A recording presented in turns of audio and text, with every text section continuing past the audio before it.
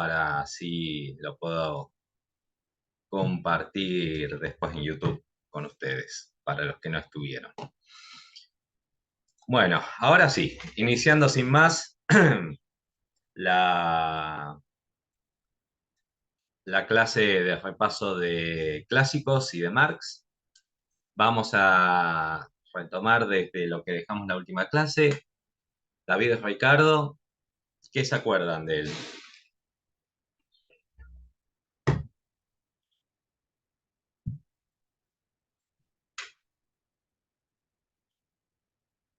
Supongo que algo se deben acordar. Quiero creer.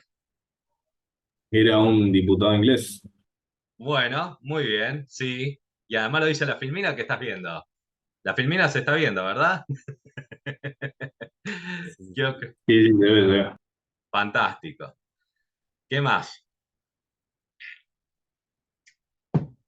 Elaboró la ley de granos, que nos beneficia a nosotros. Bueno, benefició a Inglaterra y nos posibilitó a nosotros insertarnos como proveedores de granos en el comercio mundial. Eh, no en el comercio mundial, sino para Inglaterra principalmente. Bien, ¿qué más? Que Y para él con había esto aparece el término de Argentina como granero del mundo, ¿no? Bueno, eso contrajo, eso vino de la mano, efectivamente. ¿Siguen bien? él no es que veía la economía solamente como economía pura, tipo no como economía política como lo estamos viendo. Creo que ese lo veía Marx, sino solamente economía. No, no, no. David Ricardo comparte los principios de Smith y bueno, por eso sigue respondiendo a la escuela clásica. No, el concepto de economía seca, que es lo que dimos en la primera clase, se enarbolan con los principios del neoliberalismo o lo más cercano que vamos a ver acá son los neoclásicos. Estos son los clásicos a secas. Es más, hay dos cuestiones que trata David Ricardo que habla justamente de economía política. Una era la ley de bronce. ¿Hay alguien que se acuerde de eso? Era como un salario mínimo para los trabajadores. Efectivamente tenía que ver con eso, o sea, establecía que los trabajadores tenían que ganar un monto de dinero, lo suficiente como para que puedan subsistir, y por otra parte, reproducir la fuerza de trabajo. Y después, por otra parte, también decía, cuidado con elevar los salarios porque eso va a traer problemas a largo plazo. Bien, por eso decía que los salarios tenían que tener un mínimo, pero también tenían que tener un techo. O sea, eran algo rígido para él. De todas maneras, podemos repasar.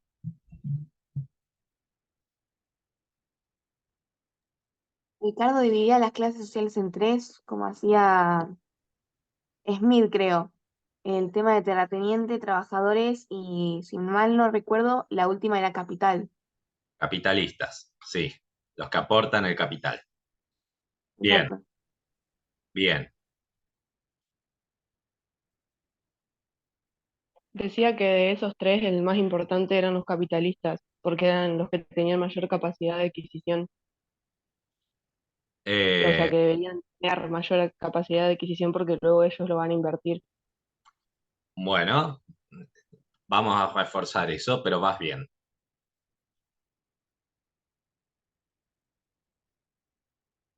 Bueno, está bien. Ya con eso me doy una pauta de qué fue lo que quedó de la última clase. Eh, Así que voy a repasar los puntos que quedaron flojos o que no se nombraron y con eso después pasamos a Marx. Eh, David Ricardo lo que lleva adelante es una labor legislativa a lo largo de su vida. Y también escribe varios libros, entre los cuales se utiliza para poder defender su punto de vista. El principal se denomina Principios de Economía y Tributación. ¿Sí? Eh, Hay una gran diferencia entre David Ricardo y Smith en cuanto a cómo entendía la sociedad. Al igual que Smith, efectivamente dividía a la sociedad en las tres clases sociales que vimos la clase pasada: terratenientes, trabajadores y capitalistas, pero, a diferencia de Smith, entendía que existía un conflicto de intereses entre cada una de las clases. ¿Bien? Ese conflicto de intereses era básicamente cuánto del ingreso nacional se apropiaba cada una de las clases. Eh, También otro de los aportes que hace David Ricardo a la teoría clásica es clarificar el término de eh, el valor y el trabajo. Esa relación que, como dijimos en la última clase, Smith lo dice, pero lo dice de manera un poco opaca, es que el valor, recuerden que las mercaderías tienen un valor de uso y un valor de cambio, el valor de uso de de una mercadería es dada por la cantidad de trabajo para Ricardo. Ya no, no, no se enrosca en el sentido de cuánta tierra, cuánto capital y cuánto trabajo hay, sino que directamente dice, mientras más trabajo lleve a ser una mercadería, mayor va a ser su valor de uso, ¿sí? Establece una diferencia entre dos mercaderías que son las mercaderías de uso común y las mercaderías de uso suntuario, y hace una diferencia entre ambas. Pero para las mercaderías de uso común, lo que nosotros estamos hablando es que el valor de la mercadería va a estar dado por la cantidad de trabajo que lleva hacer esa mercadería. ¿Bien? Ahí vamos. Siguiendo con la teoría de valor de Ricardo, entiende que el valor del producto es relativo y puede cambiarse por otros productos. Eso quiere decir que no es que es algo concreto, no se va a materializar en sentido de eh, cuántos cajones o cuántas joyas pueda tener más, ahí estaría con el tema suntuario. Pero digamos, cuántos cajones tiene un escritorio o si una silla tiene respaldo o no, sino por la cantidad de, de tiempo que lleva a hacerlo. ¿Me explico? Eh,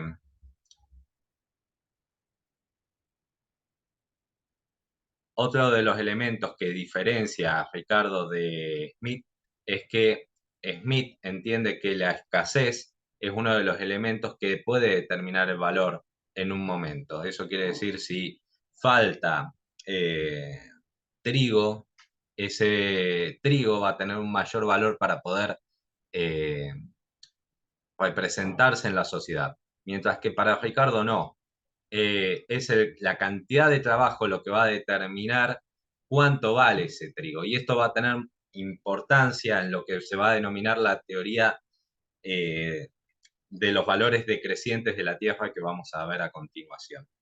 Para él va a haber ciertas condiciones objetivas que va a hacer que una nación tenga condiciones de competitividad naturales frente a otra, ¿sí? Retomando lo que dijimos en la última clase, ¿por qué Ricardo lo que quería hacer era abrir el mercado de granos inglés a la pampa húmeda argentina? Porque entendía que la pampa húmeda argentina tenía condiciones de productividad en cuanto a términos de granos muy superiores a la que existía en Inglaterra. ¿Bien? Y con eso lo que hacía era abaratar el valor del trigo, porque no necesitaba la cantidad de trabajo para la producción de la misma cantidad de grano. ¿Esto se entendió o quieren que lo vuelva a repasar?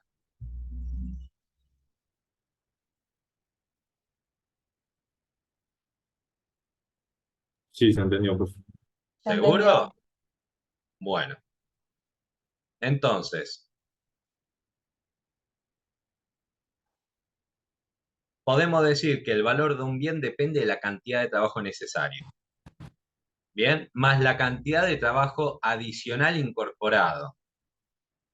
Siempre estamos hablando de cantidad de trabajo. O sea, la dificultad de producción implica un mayor valor de esa mercancía. Por eso es que el trigo inglés valía más que el trigo argentino. no porque fuese distinto el trigo, era exactamente el mismo trigo. La diferencia es que el trigo inglés tenía la dificultad de que la tierra no era tan fértil. Y entonces la cantidad de rinde que se sacaba por hectárea de los campos ingleses era menor que la cantidad de rinde que se sacaba de los campos argentinos. Bien, por eso lo que quería hacer Ricardo era importar trigo argentino que tenía menor valor y entonces bajar los precios.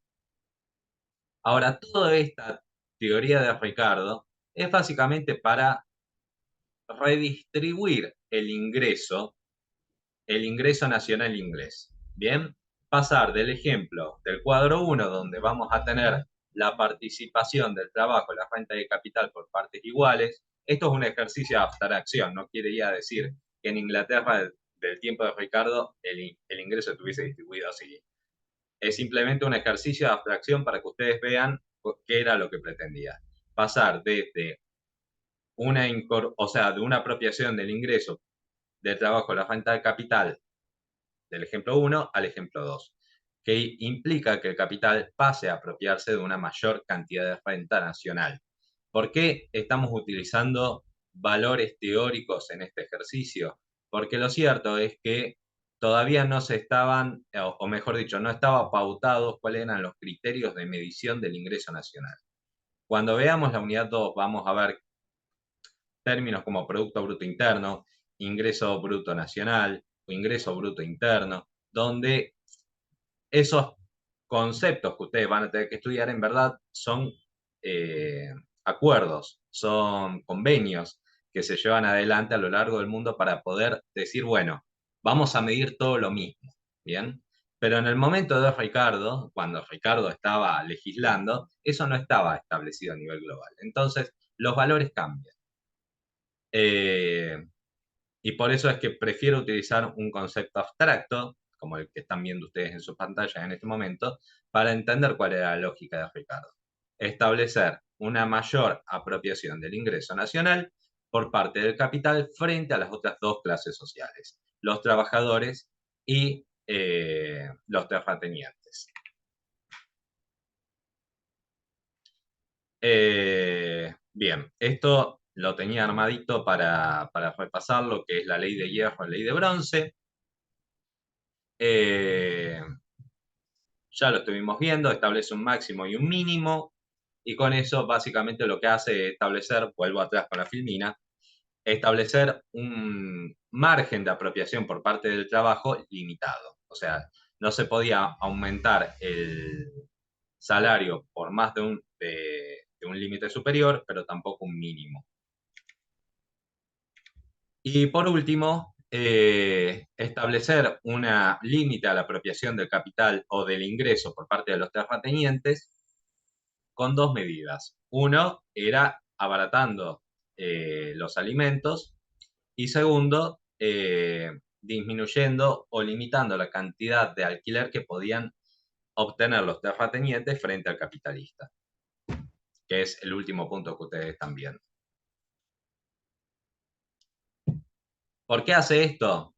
Bueno, porque entendía, repasando lo que dimos en la última clase, que los terratenientes se apropian una parte del ingreso, entiende que está bien que se apropien una parte del ingreso porque tienen un derecho real sobre la propiedad, pero entiende que esa apropiación de ingreso luego no se invierte, no genera nuevo valor. Bien, ese ingreso directamente se gasta. De las únicas tres clases que vimos anteriormente, la única que se encarga de aumentar la riqueza nacional, según Ricardo, son los capitalistas, los que aportan capital. ¿Por qué? Porque del ingreso que obtienen con la venta del grano, de la manufactura o de lo que fuese que estuviesen haciendo, luego lo vuelven a invertir. O sea, amplían la fábrica, mejoran las condiciones del campo o compran más barcos, ¿sí? Y con eso, primero, dan más trabajo y segundo, también permiten la reproducción de la riqueza de las naciones. Recuerden que esto, o sea, todos estos aportes que vienen haciendo mercantilistas, fisiócratas, ahora clásicos, y luego Marx, va a ser con el objetivo de explicar o tratar de dar respuesta a una pregunta. ¿De dónde sale que ciertas naciones son más ricas que otras. ¿Cómo es que se logra eso? Bueno, para Ricardo, las naciones son más ricas dependiendo de cuánto sea la participación del capitalista en el ingreso nacional. Y la forma de lograrlo, o sea, para maximizar eso, es mejorar la apropiación de la torta del ingreso por parte del capitalista frente a las otras dos clases sociales. ¿Me van siguiendo? Sí. Sí. Sí, Bien, entonces, volviendo a los terratenientes. Él entiende que los terratenientes es una figura antigua, una rémora del antiguo sistema feudal. Y por eso lo que va a hacer desde su posición como, dijimos que era diputado, en verdad, miembro de la Cámara de los Comunes, que es el término acertado para el Reino de Inglaterra. Como miembro de la Cámara de los Comunes, lo que va a hacer es impulsar leyes que busquen ir socavando esos privilegios que tienen los terratenientes. Una es la ley de granos, que es la que mencionamos anteriormente, y la otra va a ser una ley no ya de escritura legislativa, sino más teórica, que es la ley de márgenes decrecientes de la tierra. Bien, que esto va a tener su correlato luego con la escuela neoclásica. Esta ley de márgenes decrecientes de la Tierra, no lo puse en gráfico, no importa, lo que establece es que los campos que estén más alejados de los puertos y así también los campos que tengan menor valor en cuanto a la capacidad de producción de granos, terminan incrementando o haciendo aumentar el valor del grano en sí.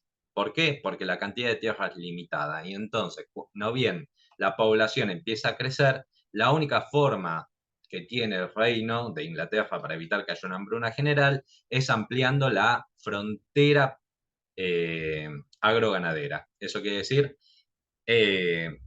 talando bosques o haciendo cultivables zonas que antes no se cultivaban.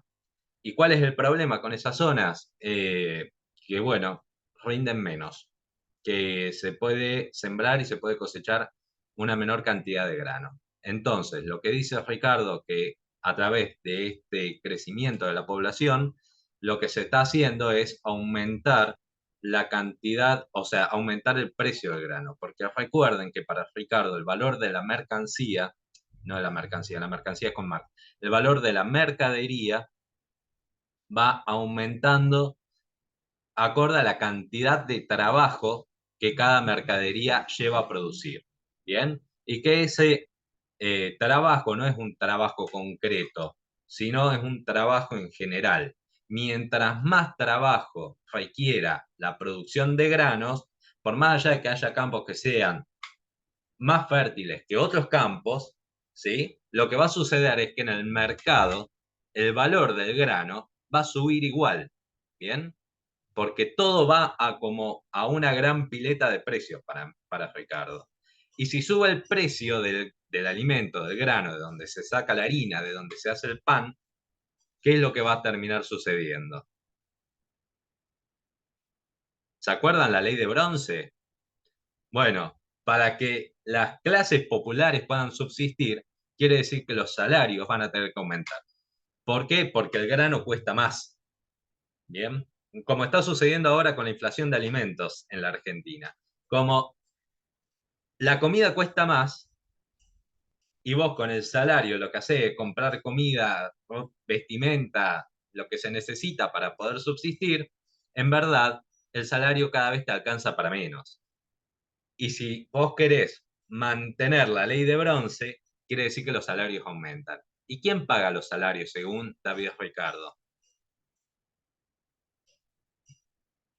El capitalista. El capitalista, efectivamente. Eso quiere decir que si hay inflación en alimentos, lo que está sucediendo, por una cuestión de deducción, es que el salario se va a ir apropiando cada vez más de un margen de la ganancia. ¿Y cuál es el objetivo para Ricardo? Que lo dijimos en la clase pasada y lo volvemos a repasar en esta.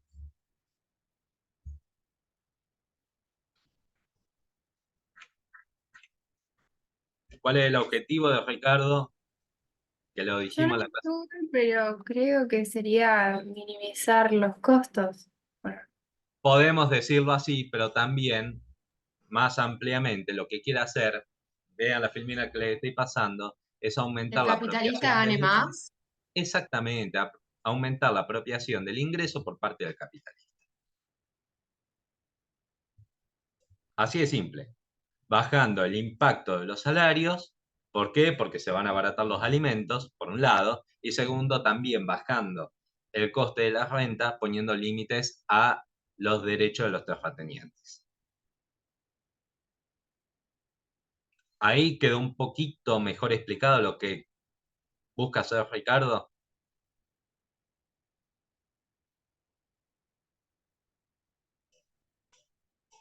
Sí, profe. Sí, sí, profe. No se olviden, por favor, de la diferencia que existe entre Ricardo y Smith en términos de valor de uso. ¿Sí?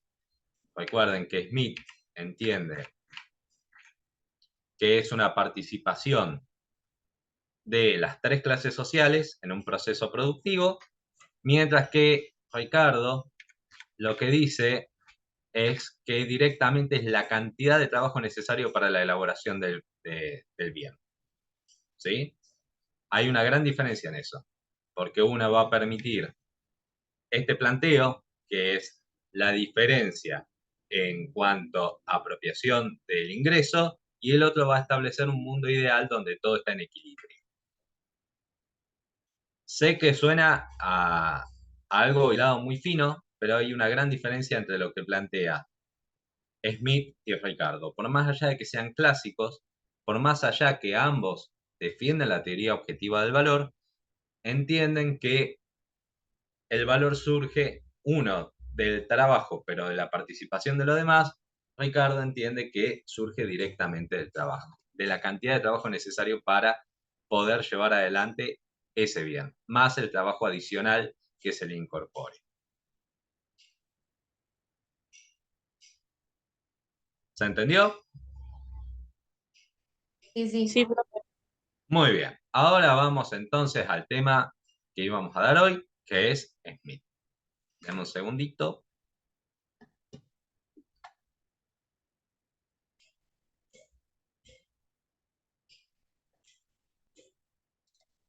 Ahí vamos.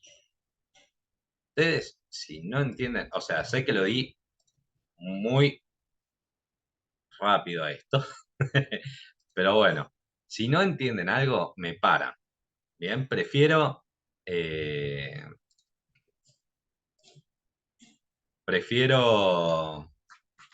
demorarme y que el tema quede claro antes de dar un tema, tenerlo acomodado y que, bueno, después surjan dudas. Igual, espero que el miércoles voy a tomarme 20 minutos después de Marx para hacer una pequeña reflexión, pero eh, espero que el miércoles tengamos clase normal. Me parece que es más... Profe, a mí lo Sí. que no me quedó muy claro es qué es la ley de márgenes decrecientes de las tierras. Tipo, como que no la entendí. Bueno, acá se me hace un poquito complicado explicarlo porque no tengo un pizarrón, pero vos imaginate que tenés una cantidad limitada de tierra, ¿sí? En los cuales tenés ciudades donde está la población que consume el alimento que se produce en esa tierra. ¿Bien? ¿Lo tenés en tu cabeza? Sí, sí. Bien. Vas a ver que de esos campos hay algunos que producen más por cuestiones ambientales, ya sea porque tienen mayor acceso al agua, porque son más ricas en cuanto a nutrientes, y otros que son, digamos, más estériles. No porque la tierra no sirva, sino porque antes ahí había un bosque o porque es un campo que la tierra es más arenosa o porque estaban más cerca de una montaña, cuestiones así, ¿sí? O sea, hay cuestiones objetivas, naturales, que el hombre en principio no puede modificar fácilmente, en las cuales hace que en un campo te rindan 10 toneladas de trigo y en otro campo saques 5 toneladas de trigo, ¿sí? Por una cuestión natural del hombre, que hace muchos años que se dedica a la agricultura, el hombre ya sabe cuáles son los mejores campos para producir, porque hace miles de años que el hombre está practicando la agricultura. Entonces, los campos que son más productivos son campos que ya están ocupados, que ya tienen un dueño, que ya tienen un propietario, que los explota o que los alquila. Bien, ¿Me seguís? sí, Bien. Entonces, ¿qué es lo que está sucediendo? La sociedad está cambiando, está industrializándose y vamos a encontrarnos que la población empieza a incrementarse. ¿Por qué? Porque ha habido mejores técnicas de cultivo y de siembra que hace que haya mayor cantidad de alimentos y entonces la sociedad se reproduce. ¿Sí? Como hay mayor cantidad de trabajadores, esos trabajadores demandan más alimentos, por una cuestión natural de que si no comen, se mueren. sí, ¿Me seguís? sí, Entonces, esa incorporación, esa mayor demanda de alimentos va a implicar dos cosas. O que haya una hambruna o que se incorporen mayor cantidad de tierras para la producción de alimentos. ¿Sí? sí, sí, Bueno, ahora, ¿qué tierras se van a incorporar a la producción de alimentos? Aquellas que no están siendo explotadas actualmente, porque las que están siendo explotadas, bueno, ya están dedicándose a eso. Y por esta cuestión natural que te dije al comienzo de que las tierras más fértiles ya están siendo explotadas, lo único que queda es ampliar la frontera productiva en términos agroganaderos, que va a implicar la incorporación de tierras menos fértiles. ok, Entonces, vamos a encontrar que hay una mayor cantidad de tierra produciendo alimentos, que también va a implicar una mayor incorporación de capital, porque hay que limpiar las tierras, ponerlas en condiciones, y también vamos a necesitar que haya más gente produciendo en esos campos. ¿Por qué? Porque no existían o sea, no existen en ese entonces no existían las maquinarias que tenemos actualmente, ¿sí?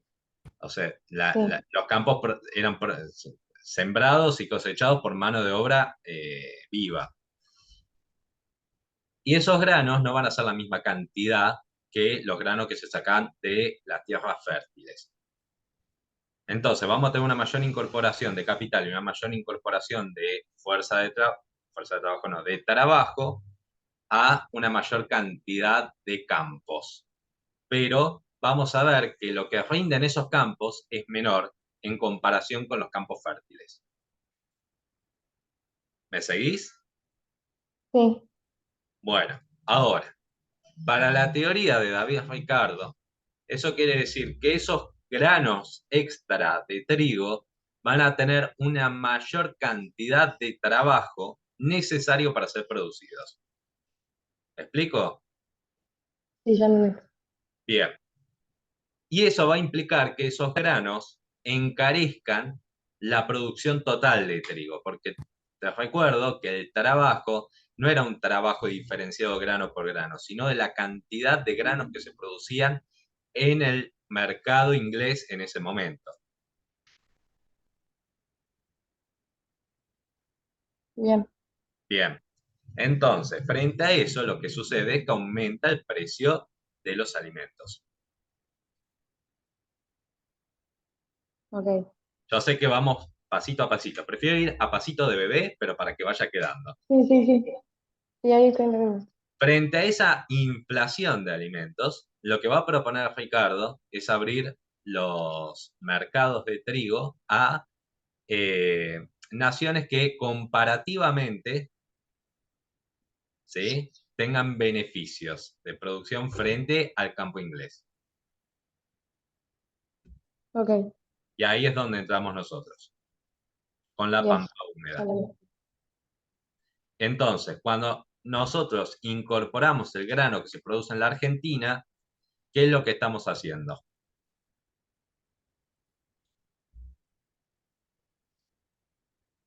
Nuestro trigo no necesita tanto trabajo como el inglés. Entonces, lo que estamos haciendo es abaratar los costos para los ingleses de la producción de alimentos. Ah, ok. Ya entendí. ¿Se entendió? Sí. Fantástico. ¿Alguna otra duda?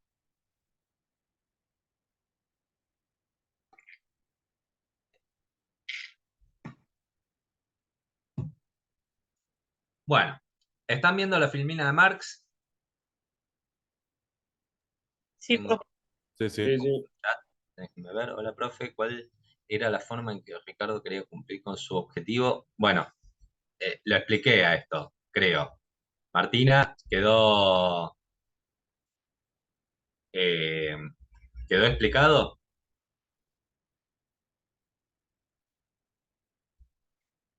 No los puedo ver porque estoy viendo solamente la filmina. Quiero creer que la pregunta quedó contestada. A ver, pará, ahí me está escribiendo otra vez. Sí, fantástico. Golazo. Bueno, seguimos con Marx entonces. Eh, bueno, Marx tiene una historia muy interesante, la verdad. Básicamente se cruza toda Europa. Piensen que nace en Prusia y muere en Londres. Eh, Participa de varios sucesos que se vienen dando en ese entonces, incluido Comuna de París, varios levantamientos populares, que ponen en jaque ciertos postulados que se estaban o estaban aceptados en ese entonces. Piensen que Europa principalmente tenía monarquías, esos monarcas tenían un derecho divino que les garantizaba, bueno, la reproducción del sistema monárquico, y el capitalismo, por más allá de que pone en jaque algunas cuestiones como la apropiación del ingreso, como vimos con David Ricardo, eh, se queda ahí en cuanto a la participación entre terratenientes y capital. Marx, o sea, ustedes piensen esto, Marx en verdad era un abogado, así que para nosotros va a ser bastante sencillo estudiar cuáles son los postulados de Marx, porque viene con todo el bagaje eh, que para nosotros va a ser natural en el sentido del lenguaje. Bien. Eh, es el pensador que termina cerrando la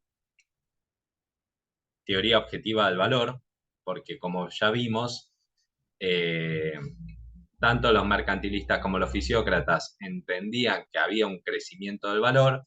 Luego Smith hace un aporte muy interesante respecto a lo que es el proceso productivo y que es en ese proceso productivo donde se genera el valor. Ricardo va a decir, bueno, en ese proceso productivo hay una participación del capital, hay una participación de los terratenientes, pero en verdad lo que es importante es el trabajo. Y Marx lo que va a hacer es finalmente llevar adelante a través de una observación, a través del método de la economía política, va a explicar exactamente de dónde surge ese valor adicional que todo el mundo está buscando. ¿Bien? Su aporte lo vamos a ver en su principal obra, que es El Capital. El Capital tiene 3 tomos. En su publicación tradicional en la Argentina, ahora siglo XXI ha sacado una subdivisión, o sea, ha dividido cada tomo en 3 libritos. Entonces, si encuentran El Capital con 9 volúmenes, bueno, sepan que es la misma obra.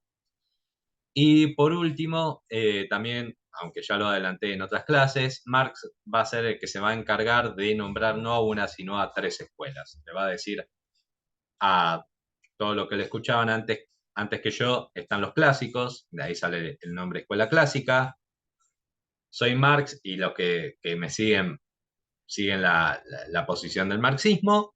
Y por último va a decir frente a los que están a la izquierda de Marx, porque les recuerdo, Marx no es lo más a la izquierda que existe, sino que hay otros pensadores que todavía están más a la izquierda de Marx. Lo que va a decir es, los que están más a la izquierda que yo son socialistas utópicos, o sea, piensan en una utopía que no es realizable. ¿Dónde se van a enmarcar estos socialistas utópicos? Bueno, principalmente en el anarquismo o en el socialismo utópico propiamente dicho. Bien, como ya vimos en la primera clase a cargo del profesor Lavi, Marx va a estudiar dos tipos de leyes. Va a entender que hay leyes naturales, que son físicas, propias de la naturaleza, como son la ley de gravedad. Eso quiere decir que toda masa va a ser atraída hacia el centro de la Tierra a través de esta fuerza invisible denominada gravedad, en la cual nosotros no tenemos ningún tipo de injerencia. Es una ley que existe por ser así. Y luego tenemos las leyes sociales, que son leyes que son creadas por las personas. Ahora sí, dentro de lo que sería una lógica antropocéntrica, son creadas por las personas, pero superan la individualidad del sujeto, o sea, nos superan a cada uno de nosotros. Y por tanto, estas leyes sociales son preexistentes a nuestra existencia y, por supuesto, van a continuar una vez que nosotros no estemos más aquí. Bien, lo que va a hacer Marx es estudiar estas leyes sociales, que luego van a ser denominadas leyes sociales de producción. ¿Hasta ahí me van siguiendo? Sí, profe. Bueno, ¿por qué hago esta aclaración? Porque él lo que va a llevar adelante es un estudio de cómo se trabaja, se modifican los recursos naturales que se sacan de la naturaleza. Recuerden que Marx, en su trabajo El Capital, lo que va a buscar es el estudio científico del capital. O sea, no va a hablar ni del comunismo, ni del socialismo, ni de ninguna otra utopía. Lo que va a hacer es estudiar cómo es que el capital se reproduce y genera más valor. O sea, lo que vamos a decir ahora va a ser válido para el modo de producción capitalista. Y ustedes me van a decir, ¿qué es un modo de producción capitalista? Bueno, lo vamos a ver a continuación. Él empieza dentro de su obra hablando de una persona que se dedica a talar y con esa madera que tala en un bosque, bueno, la lleva al mercado y la vende, ¿sí? Y desde esa abstracción tan sencilla va a empezar a elaborar su teoría. Lo primero que tenemos que definir, ahora vamos a definir una serie de conceptos que es importante que lo sepan, así que si pueden ir anotando, sería fantástico, y si tienen alguna duda, me paran y los repasamos. Lo primero que hay que entender, ¿qué es el objeto de trabajo? De la misma manera que nosotros, cuando decimos qué es el objeto de estudio, es donde nosotros vamos a centrar nuestra capacidad cognitiva. En el caso del trabajo, va a ser donde va a recaer el esfuerzo de la persona. Puede ser este objeto de trabajo, materia bruta, materia prima. ¿Cuál es la diferencia entre ambas? La materia bruta es lo que hay en la naturaleza per se, como la piedra que encontramos en una montaña o el árbol que crece en un campo. Eso es la materia bruta. Se extrae directamente de la naturaleza. Y luego está la materia prima, que son efectivamente bienes sobre lo que va a recaer un nuevo proceso productivo, pero esta materia prima ya es producto de un proceso anterior. ¿Qué quiere decir eso? O el ejemplo que estoy dando acá en el PowerPoint son las tablas de madera. Eso quiere decir que alguien ya cortó un árbol, hachó un árbol, y luego se encargó de producir tablas de madera de la madera que tenía ese tronco. ¿Sí? Ahora, con esas tablas de madera uno puede hacer una mesa. Y en ese caso, bueno, las tablas de madera van a ser materia prima para la producción de mesas. ¿Hasta ahí me siguen? Sí.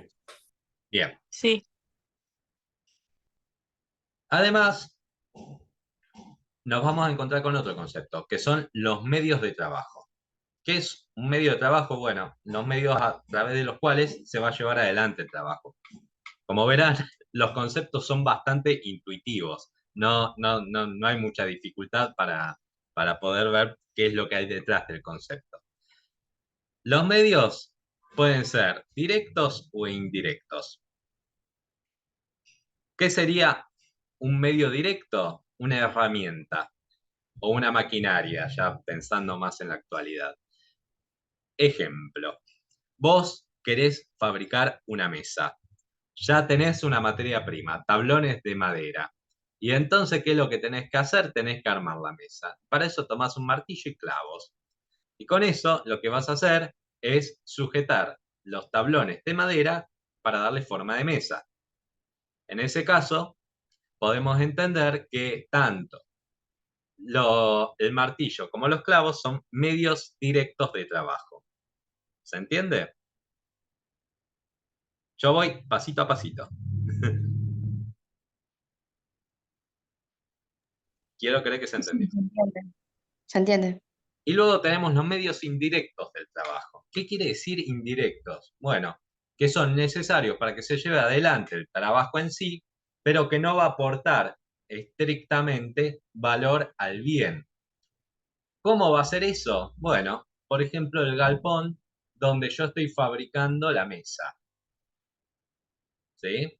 O la luz que voy a necesitar para estar clavando el clavito sin dármelo en el dedo.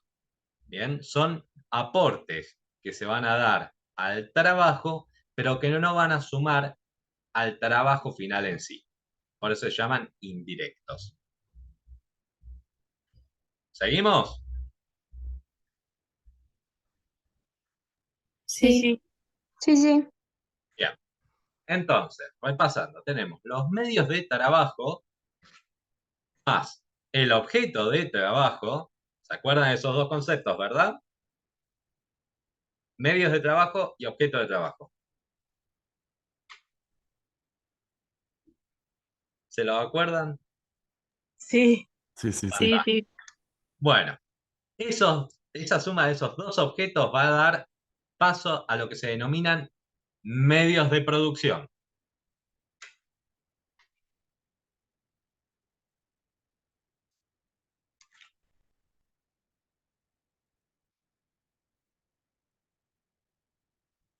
¿Dudas? Parece que no. Estos medios de producción, que no es más que la suma de medios de trabajo con objetos de trabajo, si lo sumamos a los trabajadores en sí mismos, trabajadores son todos los que participamos de un proceso productivo aportando nuestro trabajo, o lo que va a decir Marx después, fuerza de trabajo, son lo que Marx va a denominar fuerzas productivas.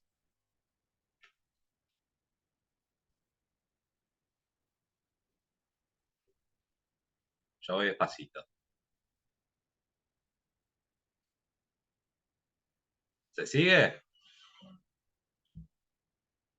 Sí, sí. Sí, Muy sí. bien. Sí. Bien, dejen eso en un lado y ahora vamos a hablar de otro punto. Van a ver que yo voy a ir como abarcando varios puntitos y luego se van a ir incorporando. ¿Bien?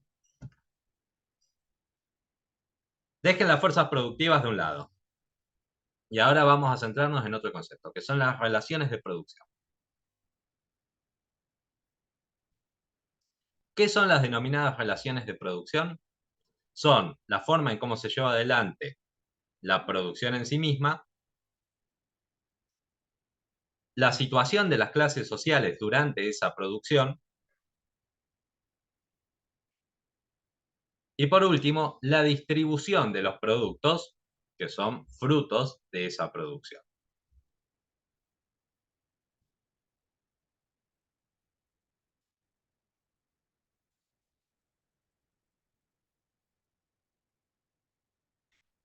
¿Sigo? Después voy a dejar esta filmina, no se preocupen, chicos.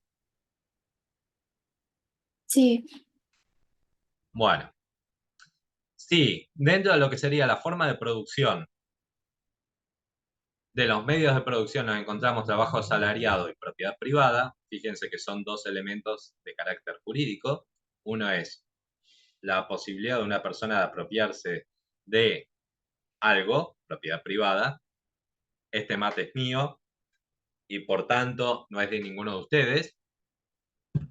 Y trabajo asalariado es la capacidad que yo tengo de ser una persona venida a trabajar para mí y yo te pago un sueldo, y que dentro de lo que sería el armado jurídico esa relación sea válida. Eso quiere decir que haya una ley de contrato de trabajo o algo similar dentro del armado, dentro de la estructura jurídica. Tenemos un elemento. Luego, donde estamos hablando de situación de las clases de producción, situación de las clases sociales en la producción, nos encontramos una división de dos clases sociales, y esto anótenlo porque Marx divide las clases sociales en el capitalismo de la siguiente manera. Los burgueses, que son los propietarios de los medios de producción, por un lado, y los proletarios, que son las personas desposeídas de esos medios de producción. Recuerden que al existir propiedad privada, lo vamos a encontrar que hay gente que tiene el dominio sobre la cosa y por tanto gente que no tiene el dominio sobre esa cosa. ¿Bien? Esto lo van a repasar en derechos reales, pero es un concepto netamente jurídico. Al existir la propiedad privada, cada bien que tiene un dueño implica que ninguno de los demás de la sociedad puede decir que es dueño de esa cosa. ¿Sí? Bajo pena de caer en delitos como el hurto o el robo.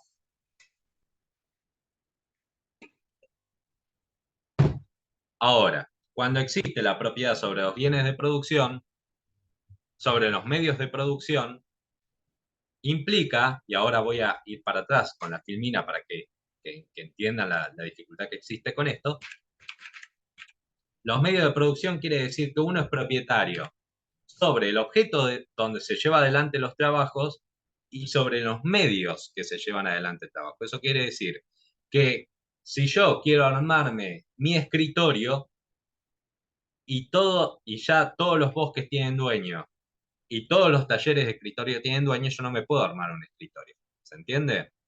La única forma que tengo para insertarme dentro de lo que sería la lógica productiva sería brindando mi fuerza de trabajo, que es una mercancía muy especial que vamos a dar a continuación. Por eso es que Marx habla que el proletario es igual a desposeído, porque no es dueño de nada, no es dueño de la materia prima o de la materia bruta donde va a caer el trabajo, ni tampoco es dueño de los medios a través de los cuales se va a llevar adelante ese trabajo. ¿Sí? Y por tanto no va a poder apropiarse del producto final de ese trabajo. En el ejemplo que estamos dando en la clase de hoy, estamos diciendo sobre el escritorio que van a fabricar. Bien, seguimos. Y que además la distribución de los bienes finales, el escritorio que fabricamos, se lleva adelante a través del mercado y a la compra de bienes y servicios, nos vamos a encontrar que estamos hablando del modo de producción capitalista. Bien, como verán, modo de producción capitalista implica necesariamente estas tres relaciones de producción. Si no se dan estas tres relaciones de producción, no estamos hablando de un capitalismo propiamente dicho. Cabe aclarar que para Marx hubo varios modos de producción. Estos modos de producción, aunque no los vamos a tomar en examen, son el modo de producción esclavista, el modo de producción feudal, el modo de producción socialista, el modo de producción comunidad primitiva y el último es el capitalismo. Cada uno de estos modos de producciones llevan adelante relaciones de producción distintas. ¿Bien? Y que implican un cambio en lo que van a denominarse leyes de producción. ¿Bien? Entonces, volvemos. ¿Se acuerdan que les dije dejen aparte de las fuerzas productivas? Bueno, ahora vamos a traer otra vez al juego a las fuerzas productivas. Estas fuerzas productivas, si lo sumamos a las relaciones de producción, como dije, tenemos un modo de producción.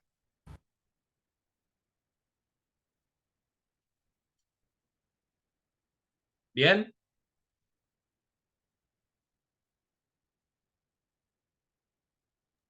Sí, profe. Bien, cada una de estas flechitas que ustedes están viendo son lo que nosotros denominamos relaciones sociales de producción. Esas relaciones sociales de producción es lo que Marx va a denominar como la estructura en cuanto a modo de producción.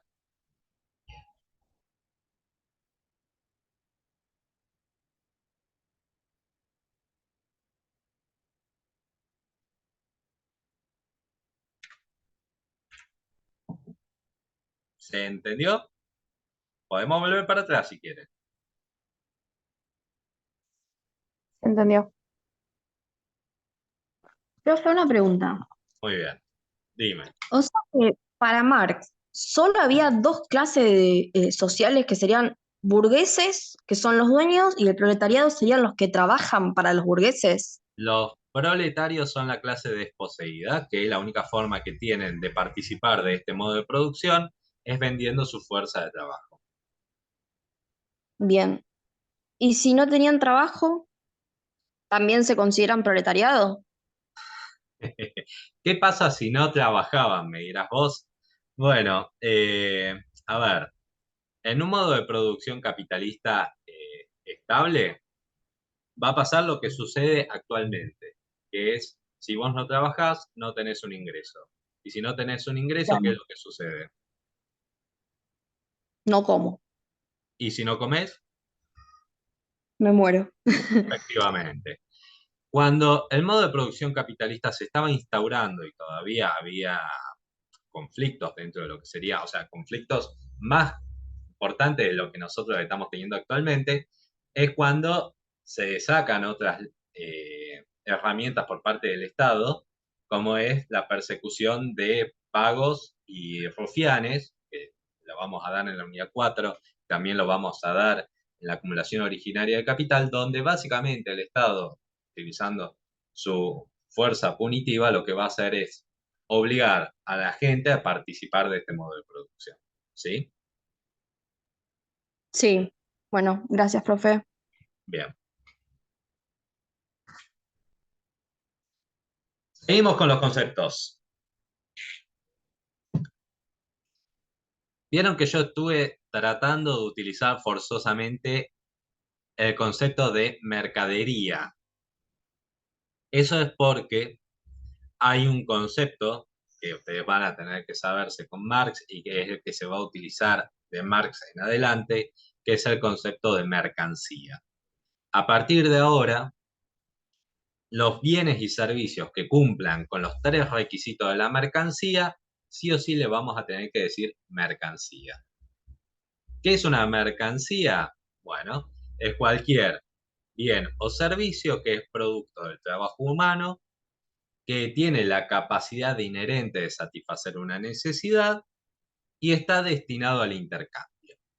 Yo les voy a tirar un par de ejemplos y ustedes me dicen si es una mercancía o no, viendo lo que están viendo ahora. Yo trabajo la madera, me hago un mate como el que están viendo acá, ¿sí? Que puede servir para justamente elaborar mates y lo llevo a una plaza para venderlo en una feria de artesanos. Ese mate, ¿es una mercancía?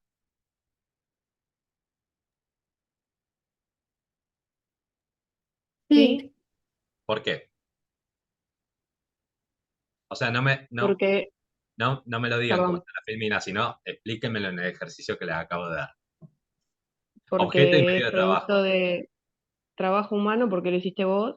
Muy La bien. necesidad es que la gente quiere tomar mate y necesita un mate, entonces te lo va a Fantástico. comprar y dice nada del intercambio, te van a dar plata por ese mate y vos se lo vas a dar. Efectivamente. Muy bien. Sé que es algo muy básico, pero sí funciona. Bien, otro ejemplo. Yo tengo una planta de tomate en mi casa. Me ocupo de cuidarla, la planta crece, me da tomates, yo los recojo y con esos tomates me hago una ensalada de tomate y huevo. ¿Ese tomate es una mercancía? No. No, porque no está destinado al intercambio. O sea, no hubo un intercambio dentro del mercado que fue por otro bien o por dinero en el medio. Efectivamente. ¿Se entendió? Bien. Mercancía. Ahora, Marx sigue la lógica de lo que es la teoría objetiva del valor. Eso quiere decir que nos vamos a encontrar que una mercancía tiene un valor de uso y un valor de cambio. El valor de cambio, como ustedes se darán cuenta, está en el mercado. ¿Bien? Así que nos vamos a centrar en el valor de uso. ¿Cuáles son los aportes de Marx para este valor de uso? Bueno, Marx retoma este trabajo que lleva adelante Ricardo en cuanto a la cantidad de trabajo diferenciado. Y Marx va a decir, bueno, el trabajo per se existe, ¿sí?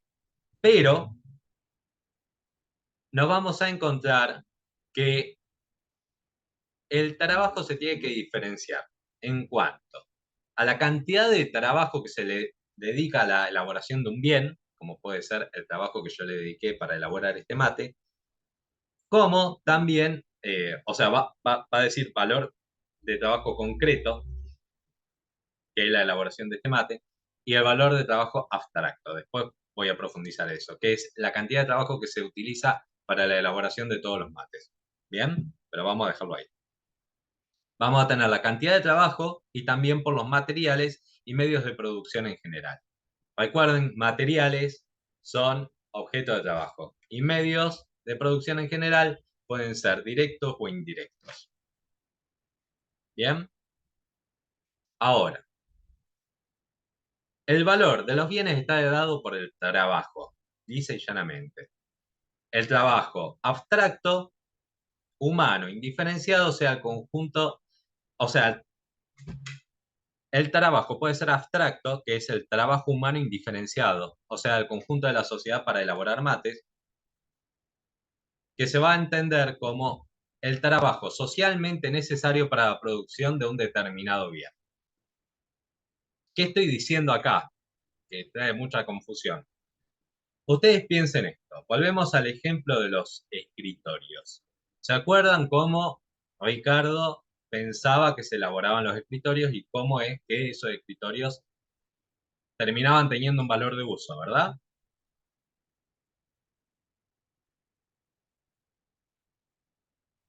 Sí, Con la clase pasada y lo repasamos en 5 minutos acá.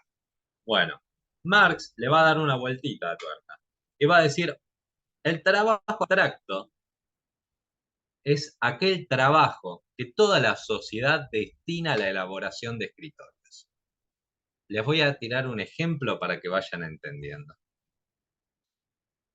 Vamos a pensar que hay 5 productores de escritorios en toda la Argentina y que esos 5 productores de escritorios van a ser los que se van a encargar de llevar la totalidad de escritorios al mercado. O sea, va a constituir la oferta total de escritorios en un momento determinado. ¿Bien? De esos 5 productores, el mejor, o sea, el que tiene mayor capacidad para producción de escritorios, produce 5 al mes. ¿Sí? El segundo mejor produce 4 al mes, el tercero mejor produce 3 al mes, el segundo mejor produce 2 al mes, y el que produce más lentamente produce 1 al mes. ¿Sí? La producción de escritorios en la Filmina está a mesa, pero ustedes seguimos con los escritorios. La producción de escritorios total de la sociedad argentina en el mes de marzo va a ser de 15 escritorios. ¿Tienen el número? Sí. Bien. Entonces, lo que va a decir Marx es el trabajo socialmente necesario, porque estamos hablando del conjunto de la sociedad, no del trabajo individual de una persona, de Ariel McDonald o del que ustedes quieran, ¿sí? El trabajo socialmente necesario para la producción de escritorios en el mes de marzo ha sido 3. ¿Por qué? Porque vamos a llevar adelante un promedio. Vamos a tomar 15 y lo vamos a dividir por la cantidad de productores de escritorios que están en el mercado. ¿Se entiende? O sea, estamos haciendo 15 dividido 5. Y eso nos da un valor de 3. Entonces, nos vamos a encontrar que el promedio de producción de la sociedad son 3 escritorios al mes. ¿Sí?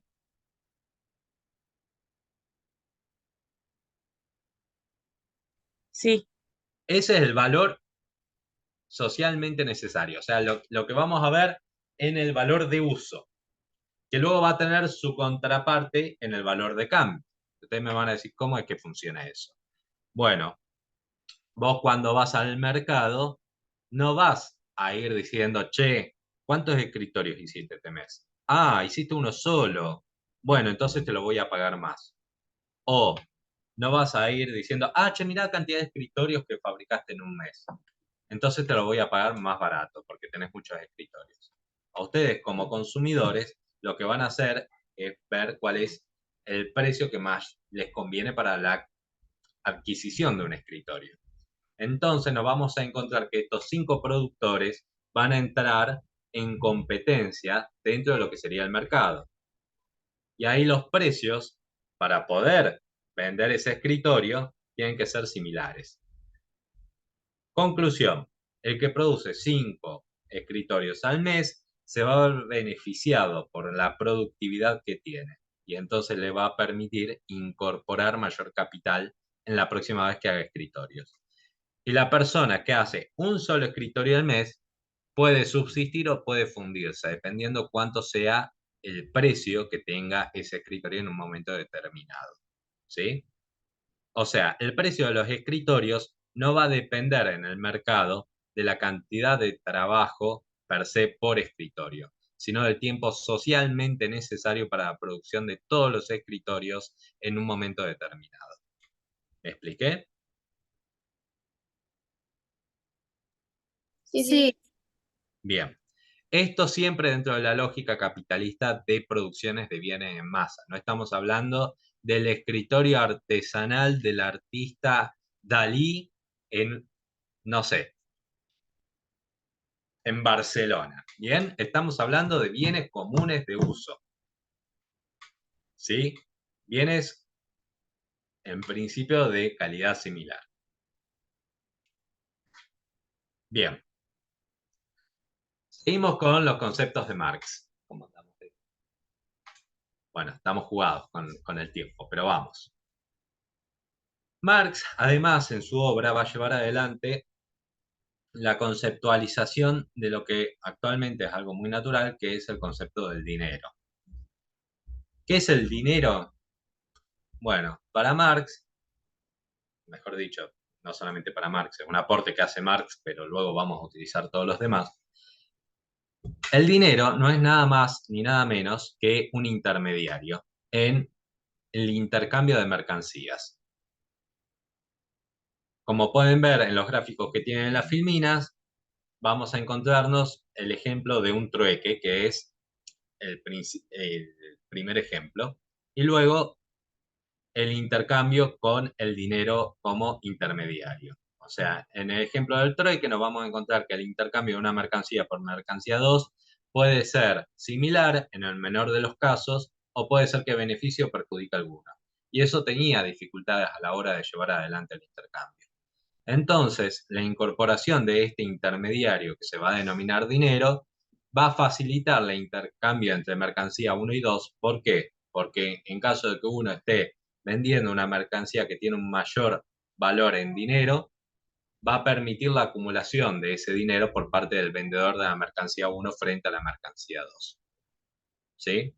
Este ejemplo de compraventa es algo que tenemos naturalizado dentro de lo que sería el ejercicio cotidiano de nuestro hacer. Siguiendo con la lógica del dinero, nos vamos a encontrar que es una mercancía, el dinero, que va a permitir ser aceptada por la mayoría de la población. Eso quiere decir que esta mercancía que va a funcionar como intermediario tiene que ser de alguna manera aceptada por el conjunto de la sociedad. El dinero fue cambiando a lo largo del tiempo. En su principio fueron bienes consumibles, como podía ser la sal, como podía ser el cuero, ¿bien? Eran bienes que se iban deteriorando a lo largo del tiempo, pero como su utilidad era mayúscula, entonces todo el mundo necesitaba de alguna manera esa mercancía y por eso la aceptaba. Después, esa mercancía fue cambiada por bienes durables, como podía ser el metálico, que ya hemos dado con los mercantilistas, el oro, al ser aceptado por todos y al durar en el tiempo, permitía conservar su valor. Ese valor del dinero, como dije anteriormente, permitía la acumulación de valor a lo largo, a lo largo del intercambio. Fíjense que en el ejemplo, voy a ver si puedo tener acá.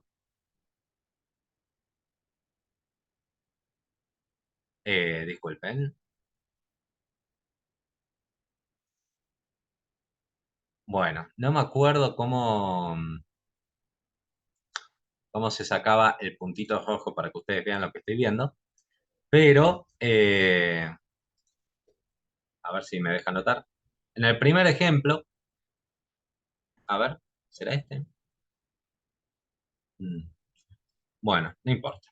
En el primer ejemplo, que es este que estamos viendo acá, nos vamos a ver que el intercambio entre mercancía 1 y mercancía 2 tiene el objetivo de apropiarse de la segunda mercancía. O sea, vos vendés la primera mercancía, pasás por el dinero y obtenés esta mercancía. ¿Bien? Que es el objetivo para satisfacer la necesidad. Con el devenir del intercambio nos vamos a encontrar que se puede cambiar la lógica de este intercambio primigenio, pasando a ser este. Como verán, es lo mismo, porque acá tenemos mercancía, dinero, mercancía, que puede dar lugar a dinero y así a otra mercancía. Es un devenir constante de intercambio entre dinero y mercancía. Entonces, nosotros podemos tomar este recorte como podemos tomar este recorte que tenemos acá, que es este de acá. Que esto ya lo hemos dado en clase. La única diferencia es que nos vamos a encontrar que el dinero original, que es este de acá, ¿ustedes están viendo lo que estoy escribiendo? Sí, sí, sí. Fantástico. El objetivo es que con este dinero de acá se obtenga una mercancía y que luego este dinero se transforme en un dinero incrementado. O sea, sería el dinero más esta D. Difícil se me hace escribir esto acá. Bien, que ya lo hemos dado a lo largo de las clases.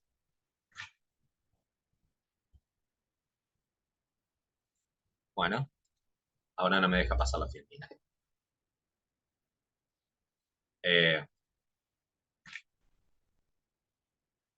Ok. Ay, me queda escrito. Fantástico.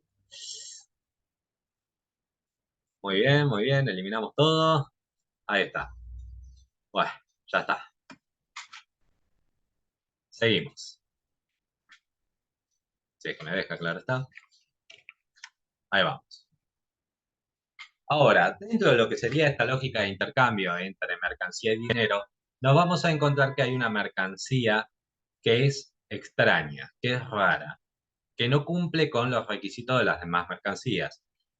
En la filmina anterior estuvimos hablando que hay una relación entre mercancía y mercancía, o dinero y mercancía.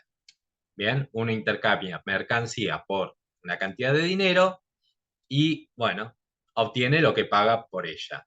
Bien, pero ahora nos vamos a encontrar con una mercancía extraña, una mercancía en la cual va a incrementar ese valor. O sea, va a incrementar la relación entre dinero original y dinero final. Y esa mercancía es la fuerza de trabajo. ¿Ustedes se acuerdan cuál era el objetivo de Marx, de los clásicos, de los mercantilistas y los fisiócratas? ¿Qué era lo que buscaban contestar?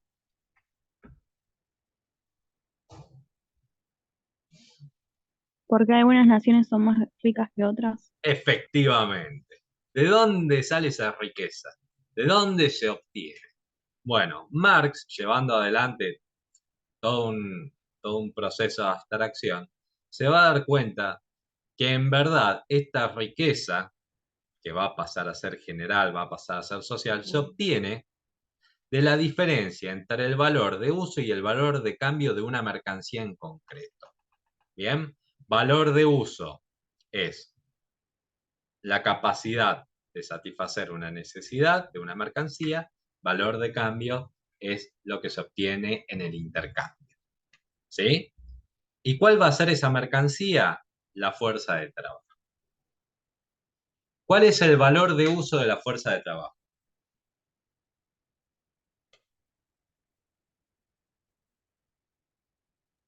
La producción, producir.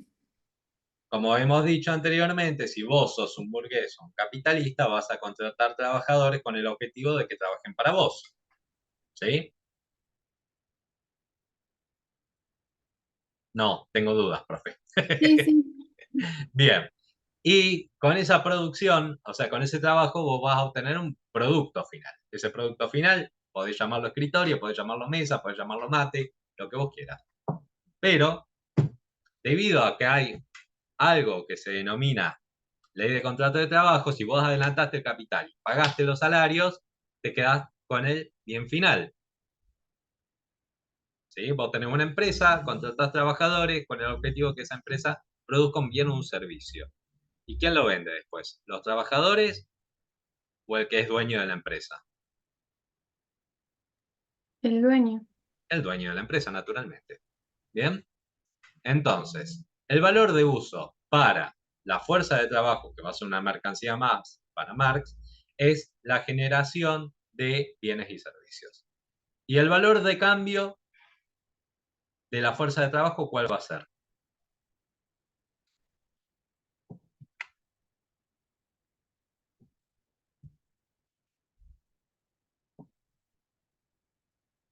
Vamos a pensar un poco. ¿Cuál es el valor de cambio de un escritorio?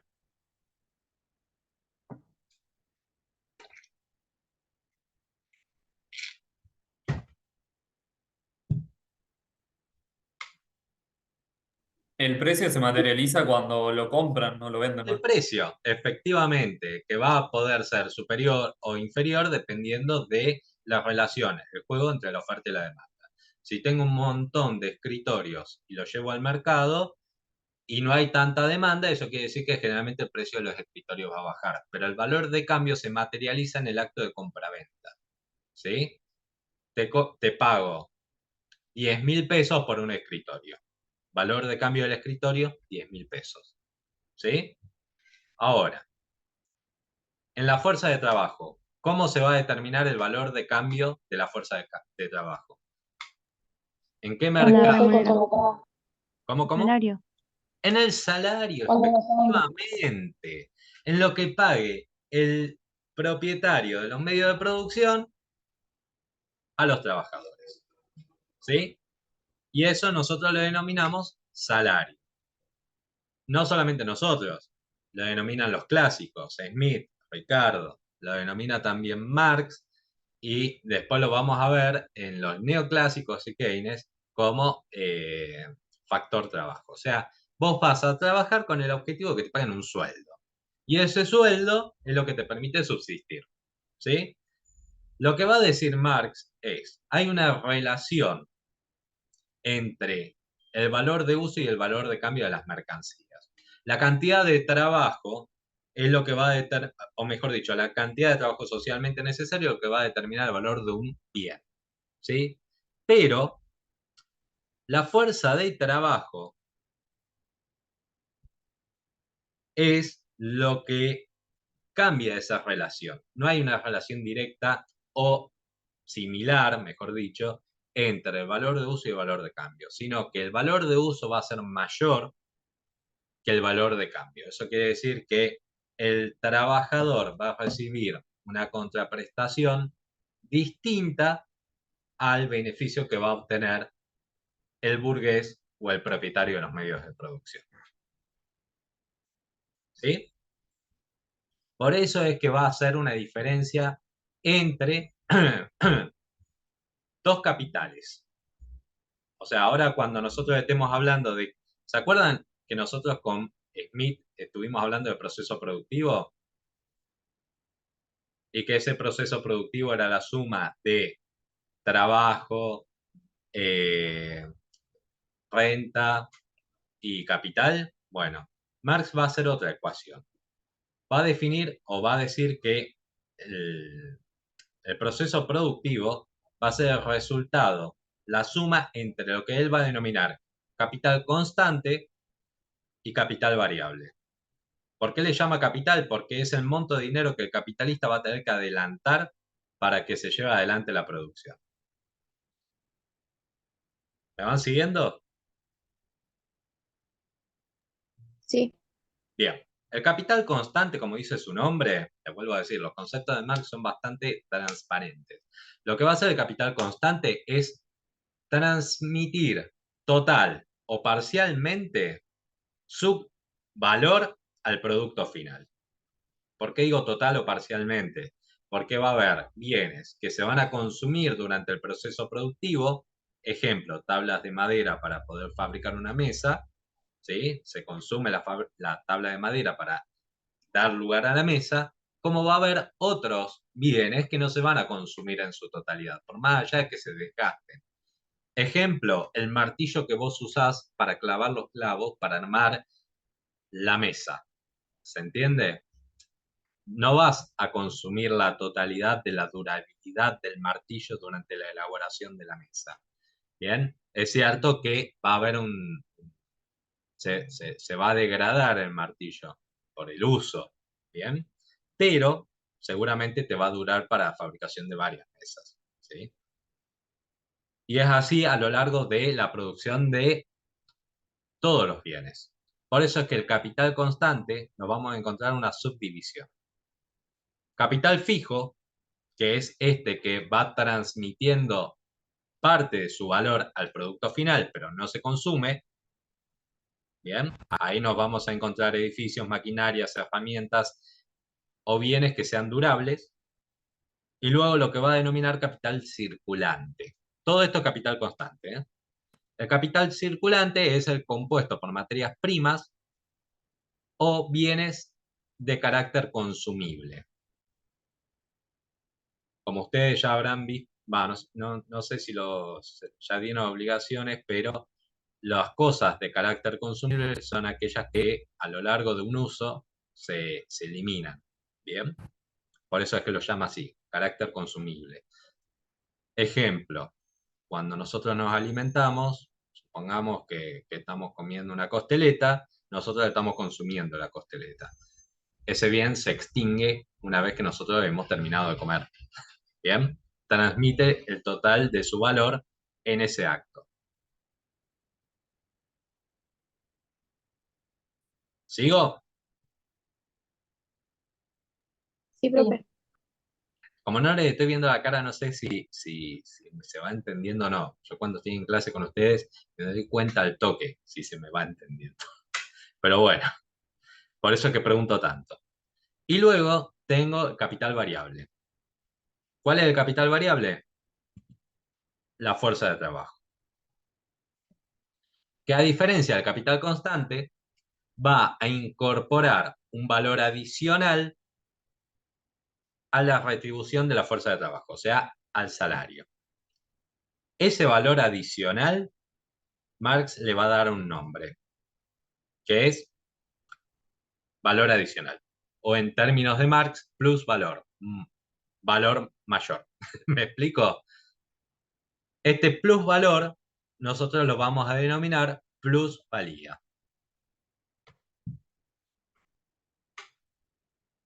Con este grafiquito que les he armado, tal vez se entienda un poquito más. Nos vamos a encontrar, vamos a hacer otro ejercicio de abstracción, ¿sí? Este ejercicio de abstracción va a ser que durante una jornada laboral, vamos a poner que de 8 horas, ¿sí? Se obtiene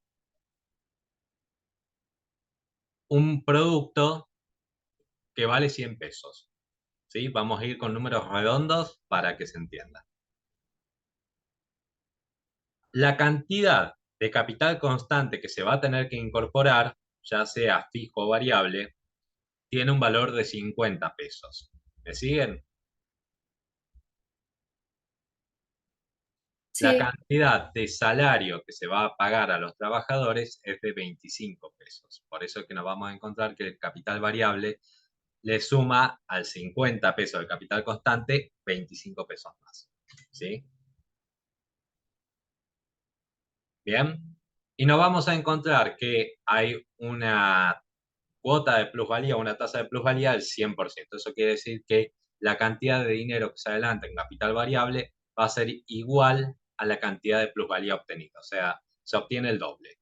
Entonces, el producto final va a tener un valor de 100 pesos, pero nos vamos a encontrar que el capitalista lo que hizo fue adelantar 75 pesos. La suma entre capital constante y capital variable.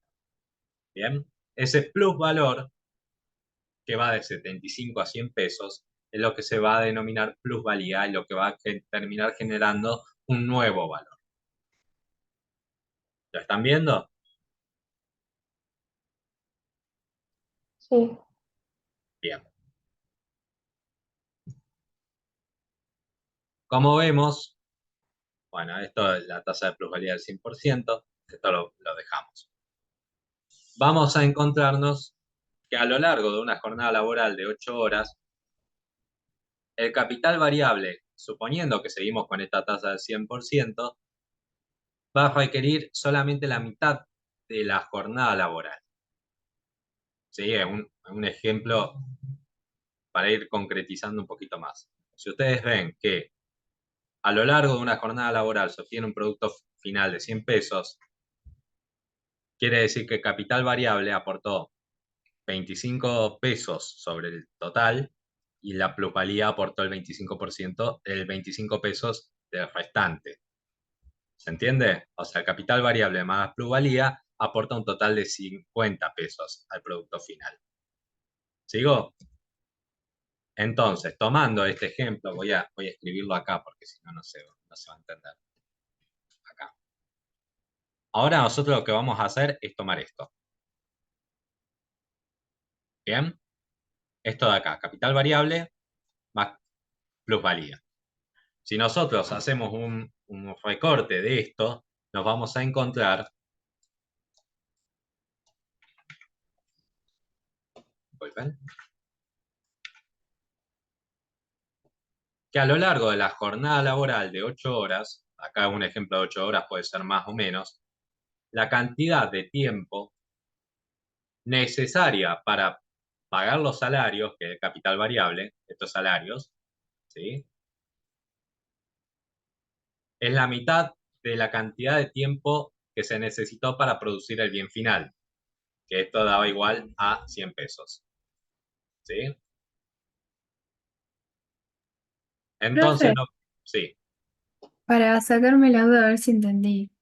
La plusvalía sería la plata que el empresario no le da al trabajador de su trabajo, o sea, sería la ganancia que obtiene al no pagarle todo el trabajo completo. Bueno, a ver. Recuerden que nosotros acá estamos trabajando en un modo de producción. No es que el capitalista va a decir te voy a pagar la mitad de lo que vos produzcas. No funciona así. Lo que va a suceder es que vos vas a tener un contrato de trabajo, en el cual te va a decir te pago por día, por semana, por quincena o por mes una X cantidad de dinero. ¿Sí? Esta relación que nosotros estamos viendo entre capital variable, plusvalía y salarios está implícito en ese contrato de trabajo. ¿Por qué está implícito? Porque el capitalista o el empresario, recuerden que la lógica del empresario es la misma que todos en el sistema capitalista, que es obtener dinero, él ya ha hecho esta ecuación. ¿Sí? No es que el capitalista te está robando 4 horas de tu vida para quedarse con la plusvalía. Hay un contrato y ese contrato determina cuánto se le paga el salario y punto. Y se contrata, en principio, con cierta libertad. ¿Por qué digo en principio con cierta libertad? Porque siempre está la cuestión de si no trabajaste, morís de hambre. ¿Bien? Esto es lo que Marx va a denominar después el ejército de reserva. Pero dentro de lo que sería esta abstracción, este ejercicio teórico, que es un ejercicio teórico el que yo estoy llevando adelante en esta clase con el objetivo de que ustedes entiendan la diferencia entre capital variable, capital constante y plusvalía, la idea es que ustedes entiendan de que sí, hay una mercancía que se le paga un valor de cambio, que es el salario, pero el valor de uso es mayor. ¿Cuánto va a ser ese tanto mayor? Va a depender de un montón de cosas que todavía no hemos ido incorporando al planteo de Marx, ¿sí? Yo lo que estoy haciendo ahora es lo que dijimos en la primera clase, concretización progresiva. Le voy sumando elementos, pero todavía no tenemos el ejercicio completo que hizo Marx. ¿Bien? Pero no es que el capitalista va a decir, no, vos vas a trabajar 8 horas, pero yo te voy a pagar 4. No, no existe eso dentro de lo que sería un contrato de trabajo. Lo que te va a decir, te voy a pagar X cantidad de dinero por tanto tiempo. Punto. Todo lo demás está sacado anteriormente, antes de la contratación del trabajador. ¿Me explico? Sí,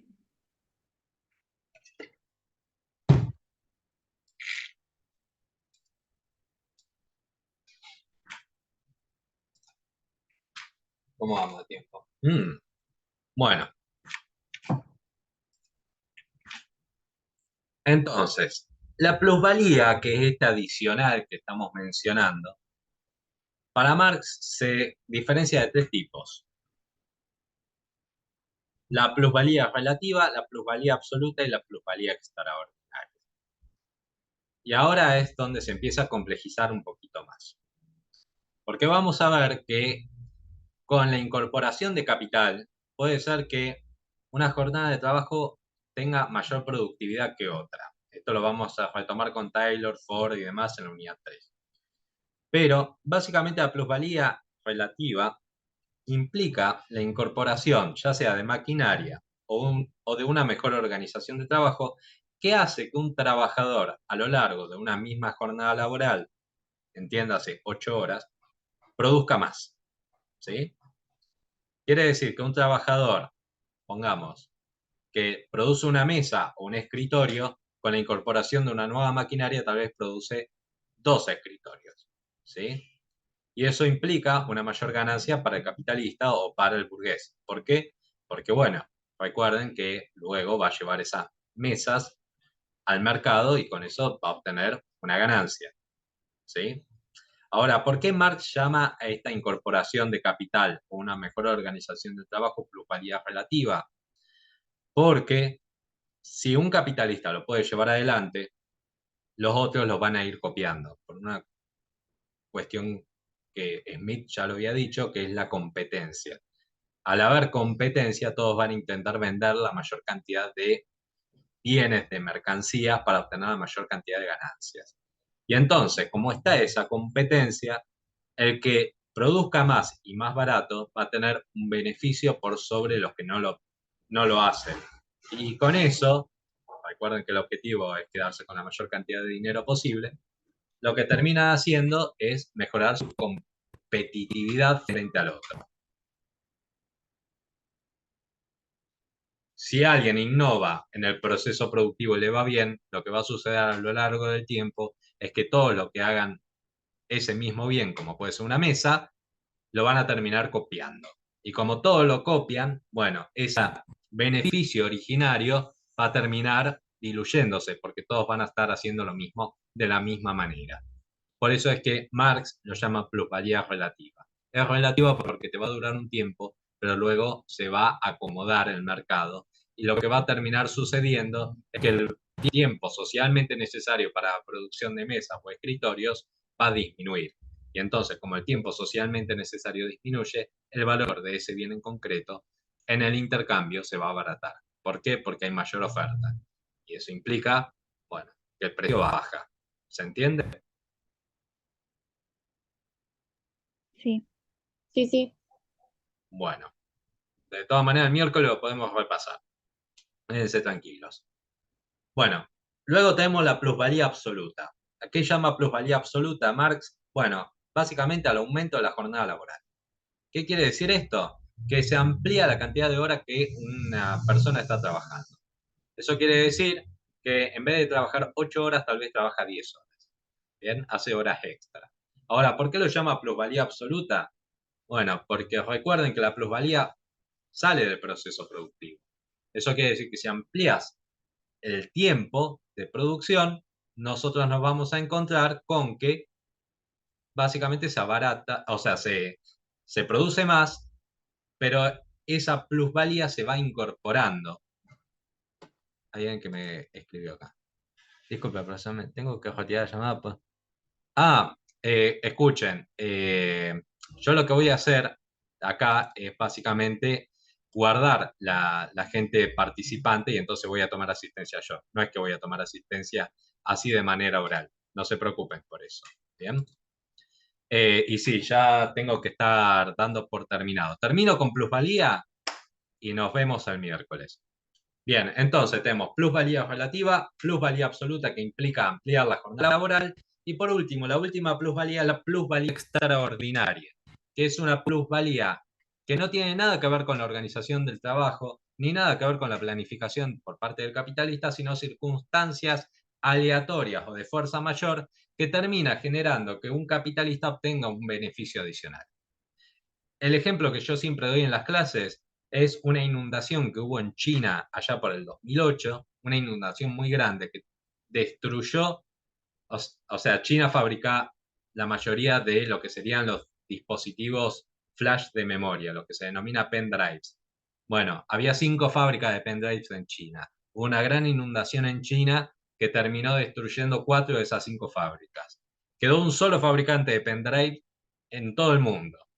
Bueno, ese fabricante se benefició de la desgracia de los demás fabricantes. ¿Me explico por qué? Porque pudo aumentar el precio, debido a que había poca oferta. Bueno, eso es lo que Marx denomina plusvalía extraordinaria. Va más allá de la organización de una fábrica o de la productividad de una fábrica, sino de una circunstancia totalmente aleatoria. Bueno, con esto terminamos plusvalía.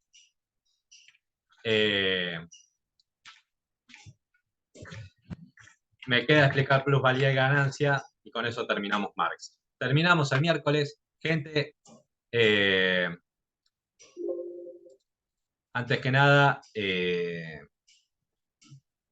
2 minutos de reflexión. Iba a tomarme 10, pero me quedé sin tiempo. Yo lo que voy a decir es lo siguiente. No sabemos cómo va a seguir la circunstancia de seguridad Rosario y por tanto también, bueno, hacer un poco de reflexión. Voy a parar de